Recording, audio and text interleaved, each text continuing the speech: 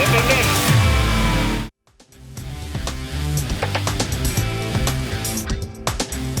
Pemirsa, identitas wanita yang jasadnya ditemukan terbungkus kardus di pinggir jalan kawasan Cakung, Jakarta Timur akhirnya terungkap. Korban gadis berusia 17 tahun asal Pemalang, Jawa Tengah. Korban ke Jakarta bersama kekasihnya untuk bekerja sebagai asisten rumah tangga sejak 2 bulan lalu.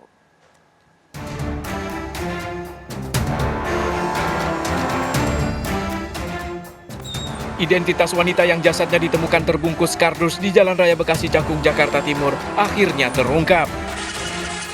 Korban diketahui adalah Maroah, gadis 17 tahun asal Pemalang, Jawa Tengah. Sejak 2 bulan lalu korban datang ke Jakarta bersama kekasihnya untuk bekerja sebagai asisten rumah tangga. Kayak nggak tahu lah, nggak tahu cowoknya atau gimana. Memang waktu berangkat katanya sama cowoknya, jadi cowoknya juga lagi diamani di sono di polsek. Dia berapa kerja di Jakarta? Dia kerja Jakarta katanya udah 2 bulan. Usianya? Sekarang berapa? Usianya berapa ya? Sekitar 17-18 lah. 17-18 tahun. Itu korban terakhir komunikasi dengan pihak keluarga hari apa, Bu?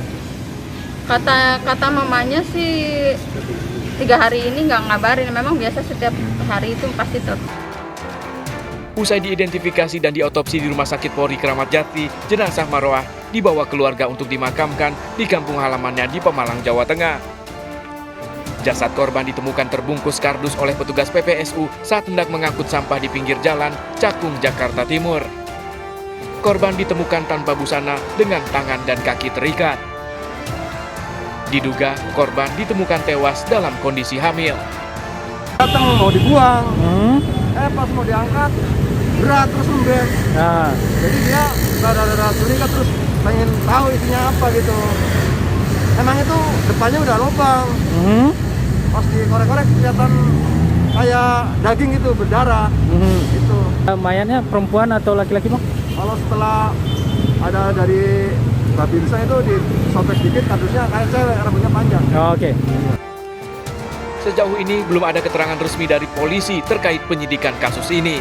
Namun menurut keluarga, polisi telah mengamankan pacar korban. Keluarga pun berharap pelaku pembunuhan bisa diganjar hukuman setimpal. Tim Liputan melaporkan.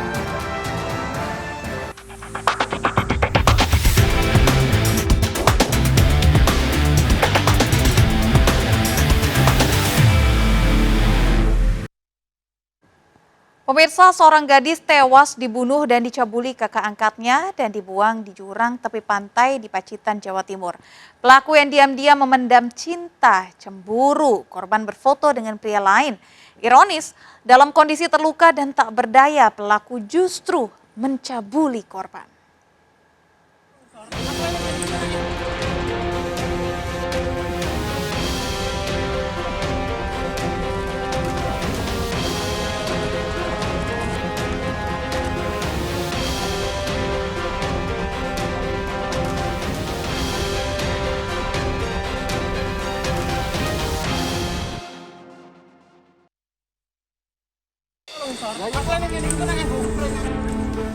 Warga dan aparat gabungan kesulitan mengangkat mayat seorang wanita yang ditemukan pencari rumput di jurang terjal hutan Patok Koang, Pacitan, Jawa Timur. Mayat wanita yang ditemukan berada di bebatuan, nyaris tak terlihat dari ketinggian. Pengangkatan menggunakan peralatan sederhana untuk memudahkan menjangkau dasar jurang yang nyaris tak pernah didatangi warga. Setelah lebih dari 3 jam, warga berhasil mengangkat mayat seorang remaja wanita. Dari dompet yang ditemukan, identitas korban terungkap, Dewi Sukma Anjani, warga Nawangan, Pacitan. Bagian kepala korban mengalami luka dan saat ditemukan nyaris tanpa mengenakan busana.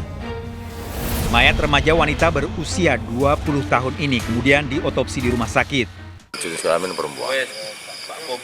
Ya. Di TKP tadi kita melihat kita temukan ada di kepala itu ada seperti benturan, ada bekas benturan lah.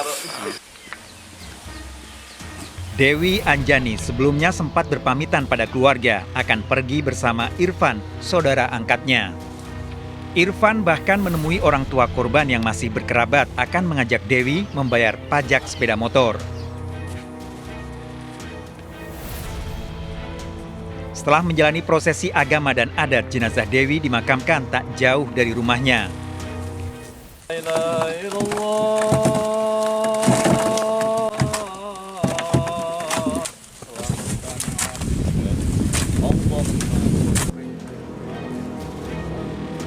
Keluarga tak menyangka, apalagi setelah mendapat kabar pelaku pembunuhan justru Irfan yang selama ini dikenal menyayangi dan melindungi korban. Irfan mengakui membunuh Dewi setelah menyerahkan diri di kantor polisi. Dikabari bahwasanya anak tersebut meninggal di dekat Telenglia tadi.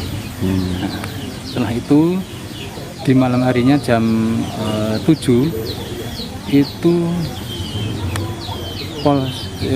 ibunya Irfan itu ditelepon dari Polsek Subang.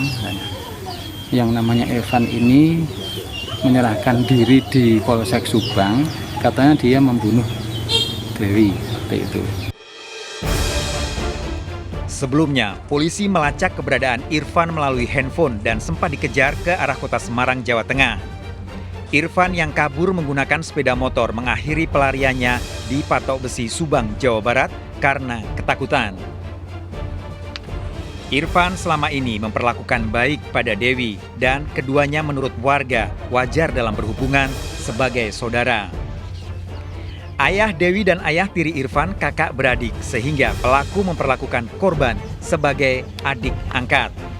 Orang tersebut baik pelaku maupun almarhum sebagai korban itu masih ada ikatan saudara, namun saudara tiri antara bapak dari pelaku, yaitu bapak tirinya dengan bapak korban itu masih ada hubungan saudara kandung, adik kakak. Nah, rupanya pelaku ini menyimpan rasa cinta kepada korban, namun gayung tidak bersambut, namun terus pelaku ini mengajak korban ini terus jalan-jalan. Dalam pemeriksaan di kantor polisi, Irfan mengakui membunuh dan mencabuli adik angkatnya.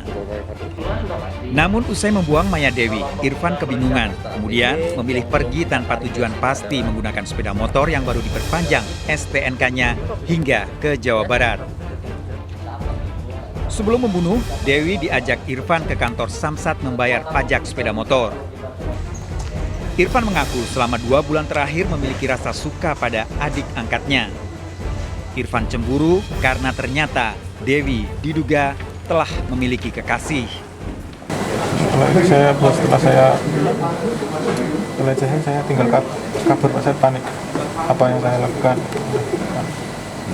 Kenapa kamu melakukan seperti itu? Saya hilap, Pak. Hilap apa cemburu apa? Hilap ya, cemburu. Kenapa cemburu?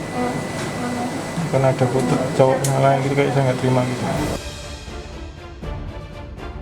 Hari Kamis pagi, Irfan mengajak Dewi Anjani, adik angkatnya yang juga masih berkerabat, membayar pajak sepeda motor di Kota Pacitan.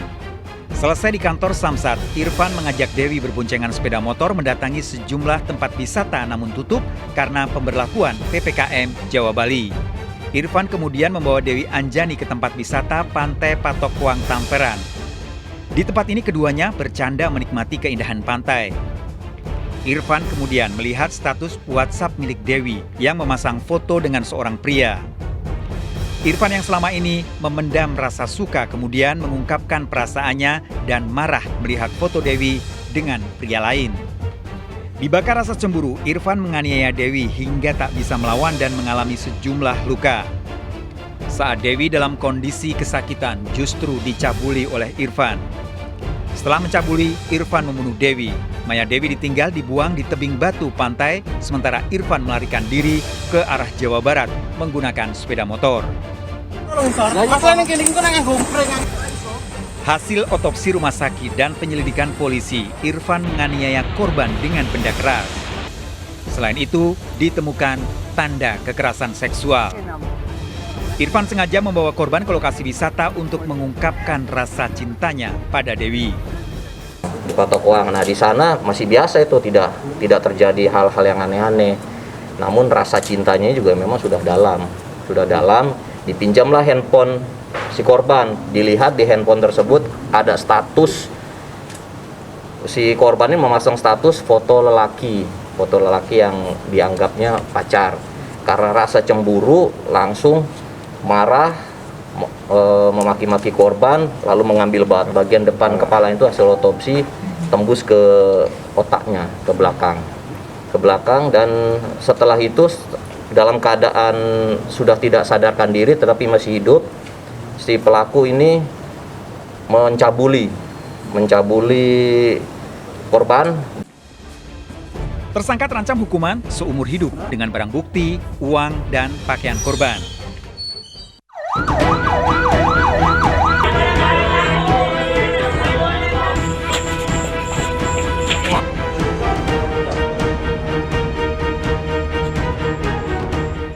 Siti Aisyah, warga Jalan Kapling Bandar Setia Ujung, Percut Setuan, Deli Serdang, Sumatera Utara, tewas setelah sempat dilarikan ke sejumlah rumah sakit akibat luka di kepalanya.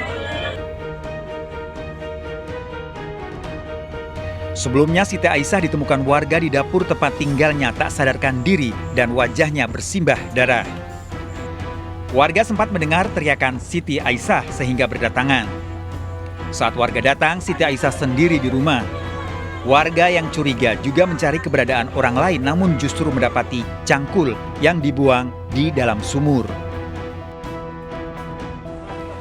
Polisi yang melakukan penyelidikan kemudian mengamankan Dani, kakak kandung Siti Aisyah yang bersembunyi tak jauh dari rumahnya.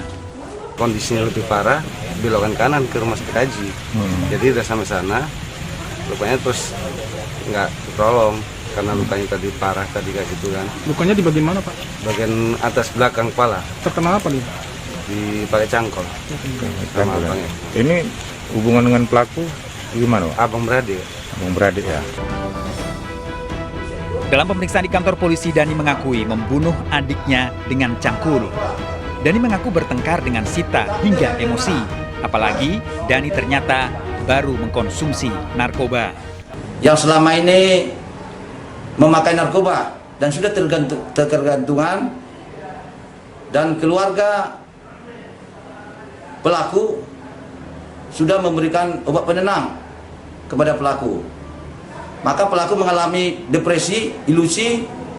Setelah didalami pengakuannya, ternyata Dani melakukan pemerkosaan pada adiknya. Dani panik karena Sita berontak dan berteriak. Dani memperkosa adiknya akibat pengaruh narkoba yang dikonsumsi. Ingin menyalurkan hasrat birahi kepada korban almarhum Siti Aisyah, dan karena korban almarhum Siti Aisyah berontak, melawan, sehingga membuat tersangka panik dan takut, lalu mengambil cangkul. Selama ini Dani dikenal warga Bandar Setia sudah bertahun-tahun terjerat dan kecanduan narkoba. Bahkan Dani pernah dirawat di rumah sakit untuk melakukan rehabilitasi akibat kecanduan narkoba, namun kembali mengulangi dan mengkonsumsi berbagai jenis narkoba untuk mabuk-mabukan. Saat pembunuhan awal Juni lalu, usai mengkonsumsi narkoba, Dani melihat Siti Aisyah adiknya di kamar sedang tiduran pagi hari. Dani kemudian melakukan pemerkosaan. Korban berulang kali berontak namun tak bisa melawan. Siti Aisyah akhirnya berteriak keras dan meminta pertolongan yang didengar oleh warga sekitar. Dani yang panik kemudian mengambil cangkul ke dapur untuk menganiaya Siti Aisyah. Dani membuang cangkul ke dalam sumur. Warga yang datang sudah mendapati Siti Aisyah tak sadarkan diri dengan luka di wajah dan tubuhnya. Tersangka terancam hukuman seumur hidup dengan barang bukti cangkul yang digunakan untuk menganiaya korban. Menurut Auli Grasinta, psikolog Universitas Pancasila, mencintai kerabat sendiri bahkan saudara kandung dikenal dengan sebutan eros. Rasa cinta muncul karena seringnya bertemu dan kedekatan serta ingin memiliki. Jika salah satu menolak ikatan cinta yang diinginkan, justru memunculkan masalah baru seperti tindakan kriminal. ini cukup kuat, kemudian ditolak begitu, sehingga dia merasa kecewa dan dia tahu bahwa apa yang dia inginkan, hasratnya, keinginannya ini tidak akan bisa dilampiaskan kepada orang yang dia inginkan. Nah, kalau itu tidak bisa diterima, ketika keinginan tidak bisa diterima, tentunya sangat mungkin yang melakukan tindakan-tindakan seperti itu. Nah, kenapa itu terjadi? Ya balik lagi, tentunya hal ini terjadi karena dia tidak bisa mengendalikan dorongan-dorongan yang ada di dalam dirinya, begitu.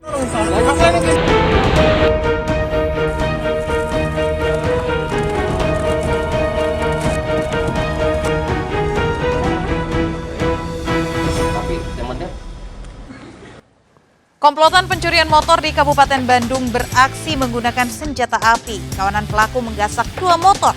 Informasi selengkapnya kami hadirkan di Sergap Investigasi.